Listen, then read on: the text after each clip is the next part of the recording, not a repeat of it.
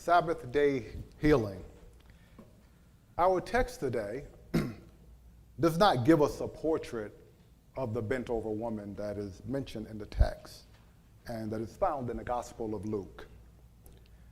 Let me just say that it is not surprising that our text comes from Luke's Gospel. Luke is the only Gospel writer who records this event in the life of Christ. But Luke, being a physician, would be more likely drawn to a story like this one. This story also is part tragedy and part hope. Luke does not go into a lot of details about this woman. In only a few verses, he tells us that there was a woman who was bent over. In fact, we don't know very much about her.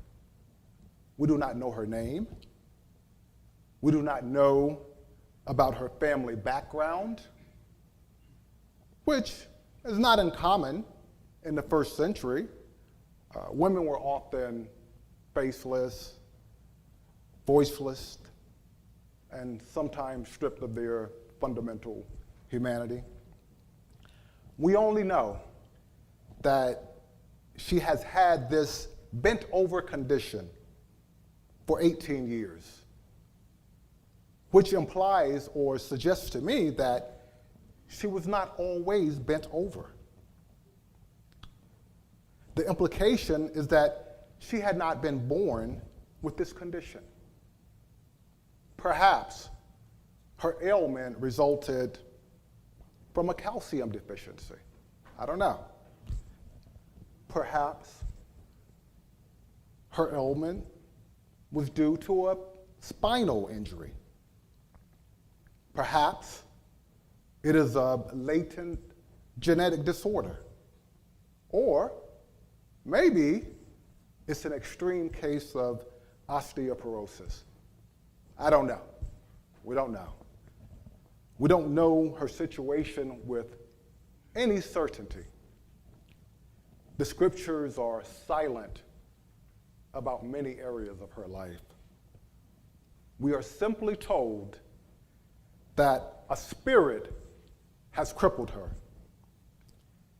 I found it interesting that Luke, the physician, would use this word spirit, or in the Greek, the word is pneuma, which basically has the same meaning and usage as the Old Testament word ruah, which also means spirit. Both words can mean the air movement, wind, or the substance which animates human life. But in this specific case, that's not their meaning. It refers to an evil spirit or a demonic being. Moreover, the text asserts that this evil spirit has caused the woman's ailment. It is the cause of her illness. Because if you recall, first century Jewish thought, people often believed that sicknesses and illnesses were either the result of some hidden sin or that it was caused by demonic beings. So the writer of this story describes her as the bent over woman, and we don't know how her condition originated. But this certainly was her condition. And it is one that she has endured and suffered with for 18 years. I don't want to gloss over this fact that the woman has been sick for 18 years.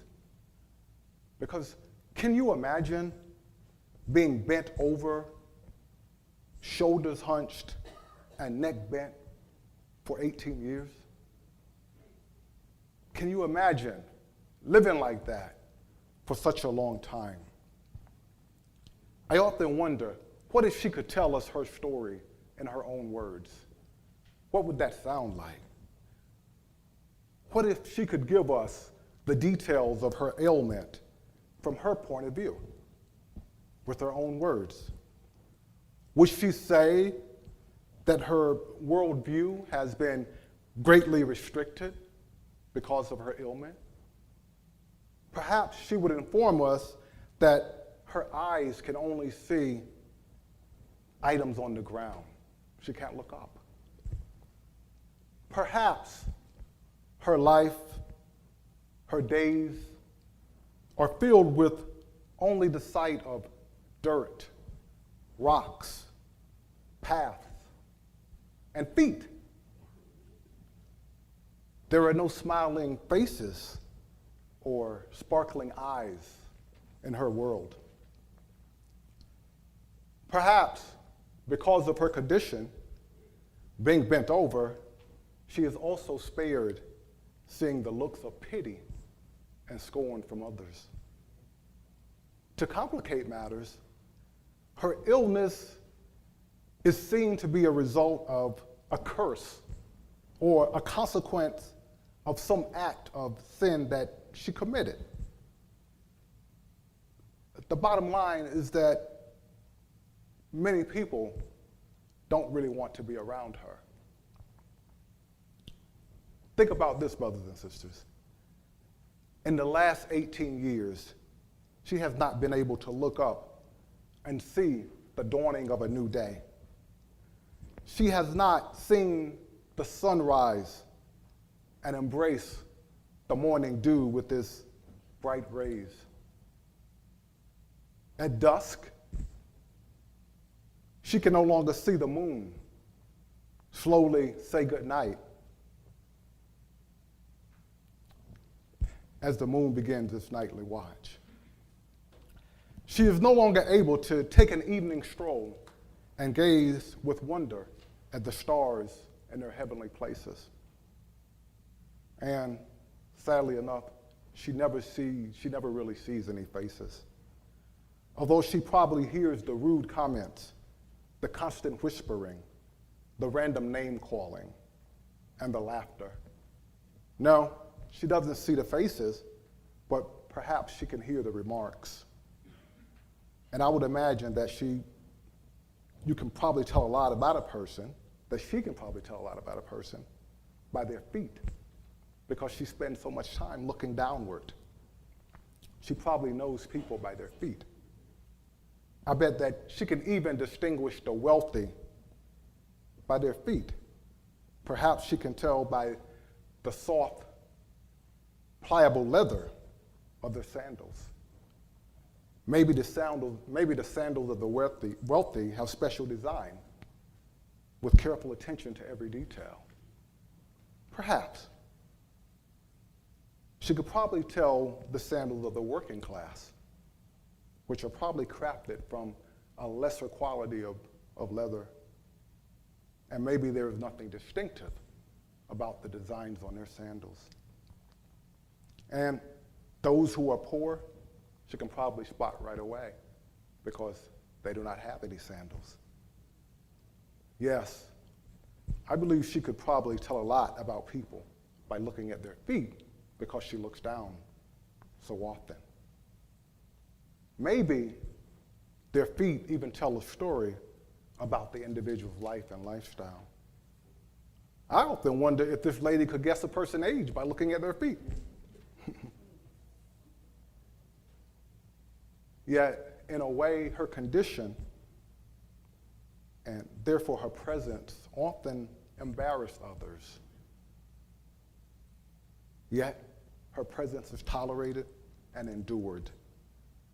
But she probably knows that people would be more comfortable if she simply stayed at home.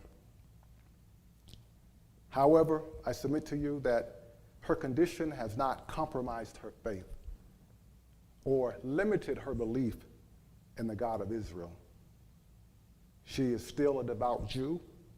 She attends Sabbath services regularly.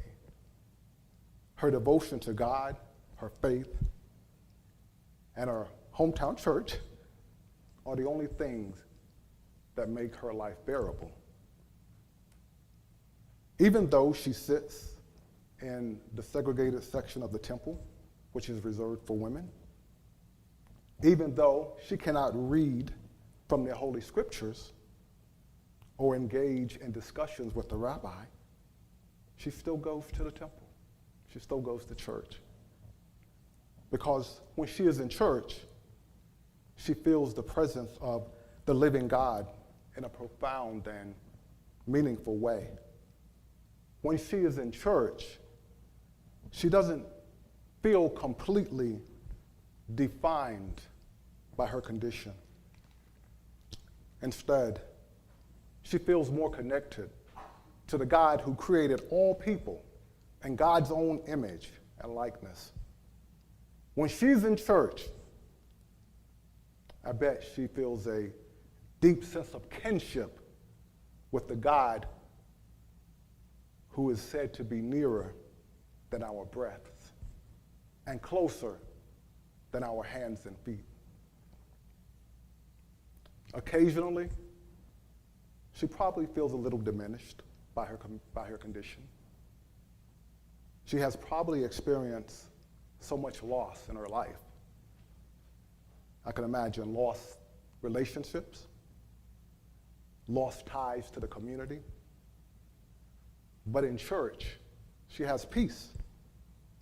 Worship has comforted and sustained her throughout this illness. We probably have no idea how important church is to her. And so this particular Sabbath, she began as if it was no different than any other Sabbath. She probably arose early because whenever she goes to church, she has to get up very early because it takes her longer to get ready. With difficulty, I can imagine, she prepares her breakfast. She dresses her body and makes her way to the temple. As she walks, she is probably greeted by her old friends, the dirt, stones, and the familiar beaten path. Arriving at the temple, she makes her way to the women's section.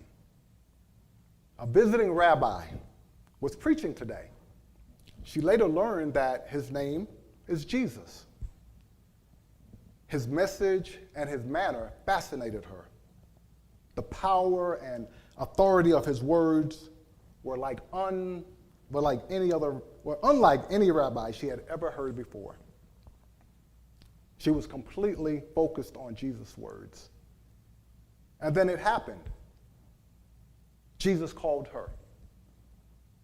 Can you imagine the internal discussion that's probably going on in her head? Maybe it went something like this. Perhaps she thought she heard someone speaking to her. She thought to herself, this can't be right. No one would speak to me directly in the sanctuary. But she heard Jesus' voice. Only his voice she focused on. She could not see his face, of course, because she's looking downward. She probably wondered, is the rabbi really calling me? Really? Out loud and in public? It is against the law for a man to speak openly to a woman in public. Yet, Jesus was indeed speaking to her. Not only was he speaking to her, he was also motioning for the woman to come to the main area of the sanctuary. Surely, there had to be some mistake. Didn't Jesus know that she was the bent-over woman? Didn't he know that her condition often made her feel insignificant? Doesn't he realize that she is ridiculed and scorned by the very people who attend the church? But despite her reservations and the questions that were racing through her mind, she knew that Jesus was waiting for her to come forward. So she arose from her seat and shuffled slowly in the direction of his voice. She most likely sensed that every eye in the temple were fixed on her. She was probably thinking, my condition has rendered me anonymous, but in that moment, I believe she could feel remnants of her humanity returning, bowed and burdened by the weight of her infirmity. She stood in front of Jesus. She could only see his feet, probably. I wonder if he wore the sandals of the working class. She probably wanted to look at his face, but her condition wouldn't allow her to look up. Jesus' voice had brought a hush over the church, and everyone was waiting to see what would happen next, including the woman. So he spoke directly to her. Woman, you are loosed from your infirmity. And then he touched her. Perhaps his words and his touch reached a place in her soul that had been thirsty for 18 years. Perhaps his touch loosened the bones and tendons of her body that had turned against her. Perhaps she could feel her back straightening up. And the amazing thing is that she hadn't gone to the church looking for a miracle, but the miracle worker came there looking for her. Every eye in the temple was probably looking at her. I can imagine they were silenced by the miracle unfolding before their eyes, and they were probably awaiting her response. When her eyes met Jesus, she knew then and there the source of her healing and restoration. Perhaps she couldn't process all of that at the moment. Maybe she was still just a little unsteady on her feet because she was compelled to stand. Perhaps her body ached just a little bit still. Oh, but I can imagine that the joy that she felt could not be contained. She broke out into spontaneous praise and worship. She was happy that she had been restored to health again. And brothers and sisters, you would think with a miracle like that her former friends and her church family would rejoice with her. They would be excited about the healing. They would be excited for her. You would think also that the sisters in the temple would come running from their section to rejoice with her. However, she had already learned that sometimes people do not want to be bothered with you when you're sick. And she's also learned on that particular Sabbath day that not all people are happy when you get well. For instance, the leader of the temple became indignant. He became outraged that Jesus had the audacity to heal her on the Sabbath. The leader of the temple had the nerve to question the appropriateness of Jesus healing on the Sabbath. But you know what? I bet if he had been bent over for 18 years and Jesus healed him, that he would not be concerned about what day of the week it was. But as Jesus' pattern, he had a word for this brother as well. He said that you take care of oxen and donkeys on the Sabbath. You let them out, you lead them out for water. Shouldn't this daughter of Abraham be released from 18 years of bondage? And amazingly, Jesus called her a daughter of Abraham. Usually that designation is reserved for the men. And by calling her a daughter of Abraham, any Jewish woman would have found that title favorable. And by saying it in this way, Jesus is once again including her in the community of the faithful. And I would dare to say that he's registering her in the book of life because she's part of that community. I will conclude by saying that far too many people are bent over in our society today. Now, their conditions may not be physical conditions such as the woman in our text today. However, some people are bent over due to abuse and mistreatment. Other people are bent over by the unavoidable realities of life.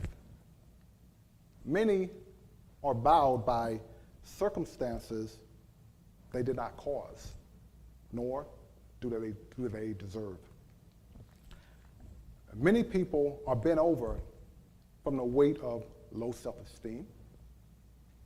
But I got good news. For anyone that's bent over, no one or anything can ride your back unless you allow it. I believe that this healing story, in a way, sums up a large part of Jesus' message. Jesus wants us to have life in its fullness. And he sets out to free us from everything that holds us captive. This means sickness, but also it could apply to human attitudes and judgments, which can imprison us or diminish our hope. The distorted religious beliefs of the synagogue leaders who insisted that even healings needed to be controlled according to the Sabbath law was out of step with the message of Jesus Christ. Jesus attacks the nonsense of their arguments and puts them to shame. In Jesus' worldview, mercy and compassion are vital and paramount above all else. I pray that my heart becomes like the heart of Jesus, where I can always be compassionate and always be ready to side with those who are considered the least of these and those who are suffering or bent over for whatever reason. Amen.